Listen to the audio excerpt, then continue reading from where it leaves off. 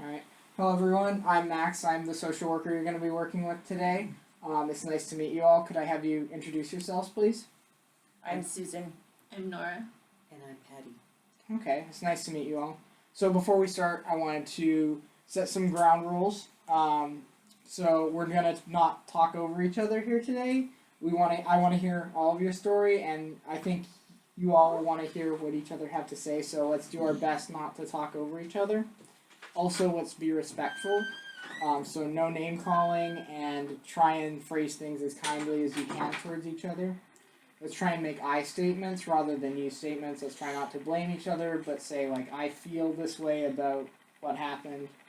And also I'd like to let you know that all of this will be kept confidential unless one of you reports to me either homicidal thoughts, so thinking of killing someone else or hurting someone else severely, suicidal thoughts, so hurting yourself or someone else or killing yourself, and child or elder abuse. So if I find out a child or an elder is being abused, I will have to report that.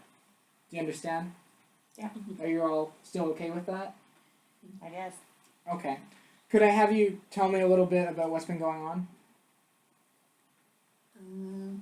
Our daughter kind of just hurt us, and we don't know why. Okay. You say she hurt you. What way did she hurt you? She said she was ashamed to have us as moms. Okay. And she's lived with us all these years, and we've been a couple, and it hasn't been a problem, beforehand, so why is it a problem now? Okay. Susan, could you tell me how you're feeling about this? I'm ashamed that I have two moms instead of like mom and dad. Like it feels weird because I'm in high school and I just get made fun of and everybody thinks I'm a lesbian and I'm not because my parents are lesbians.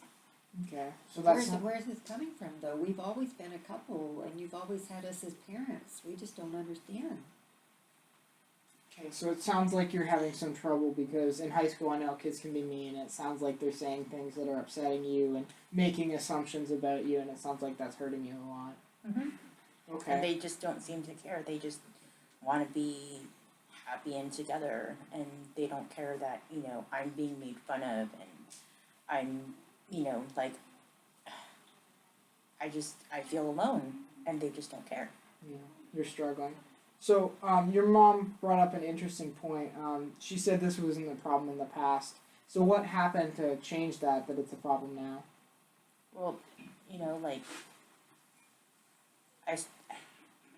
about 2 months ago, I started going to church with a friend of mine, and the pastor at that church was talking about how homosexuality is bad and you should be ashamed of it and it's a sin and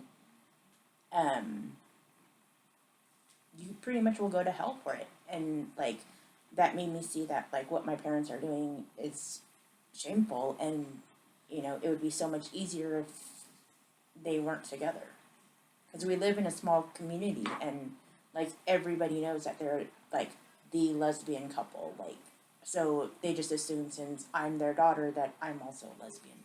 Okay. So, how are you two feeling, Nora and Patty? How does that make you feel hearing what your daughter said? I'm more sad, and I'm scared that we're gonna lose her. Like, I've already lost my whole family when I came out, and I don't want to lose her too. Okay. How did you lose your family? They were not accepting me when I came out as a lesbian, and so I had to leave my church. My parents stopped talking to me, kicked me out, and I haven't had any contact since. And that was when I was like 18 or 20. That must have been really hard for you, losing your family over who you are. Mm-hmm. Okay. And we've worked really hard, in this community to build a life for ourselves and to build a reputation as far as, our work ethic and stuff. And so, generally we've been accepted, but, now, even though the community kind of accepts us, our daughter is totally rejecting us. Because it's not normal, it's perverted. Okay, let's try not to say accusatory things towards each other. So you were saying that hurts you. It sounds like a lot that your daughter feels that way. Yeah, because she hadn't felt that way, up until now, and she's lived all these years with us, and she knows Nora, and she knows herself, and she knows our relationship, and it's been okay. We really care about her, and we really just feel like she's being influenced by her friends, and she's taking her friends' side and what they think as opposed to, her parents' side. Okay, Susan, hearing what your parents said, how do you feel now about this subject? I don't know.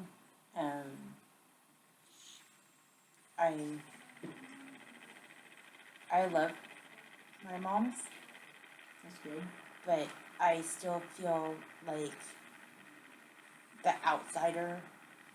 Like I should be having friends, and friends should want to come over and stay the night, but their parents don't want their kids to come over here because they're afraid that my parents are going to turn them gay. And so, like, I have no friends. Nobody wants to ever, like, hang out with me.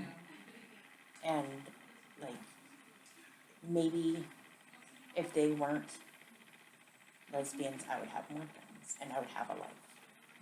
So what I'm hearing you say is that you're kind of struggling with your relationships at school and the friends that you have because their parents don't approve of your parents being a lesbian couple, and they're afraid of what might happen if your friends came over and stayed the night at your house.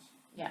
Okay. So what I'm hearing is that this problem is a lot about how your parents' relationships affects your relationships with your friends at school.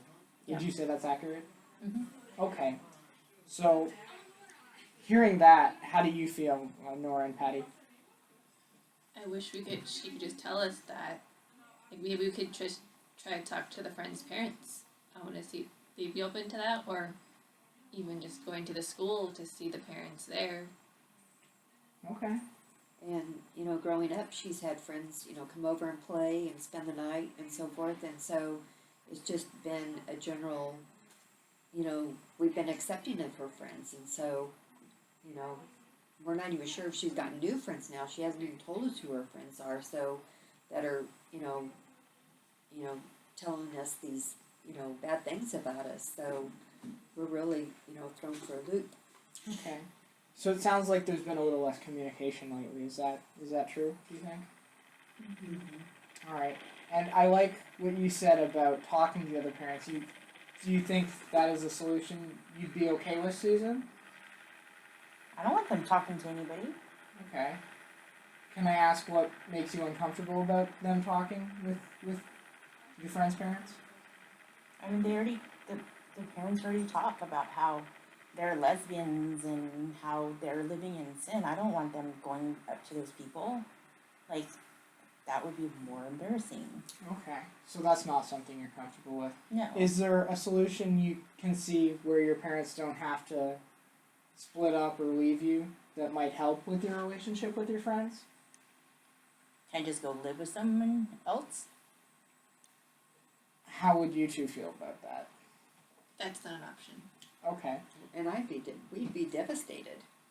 So hearing that, we'll probably try and avoid that one because I don't think that's what your parents want. Is there anything else?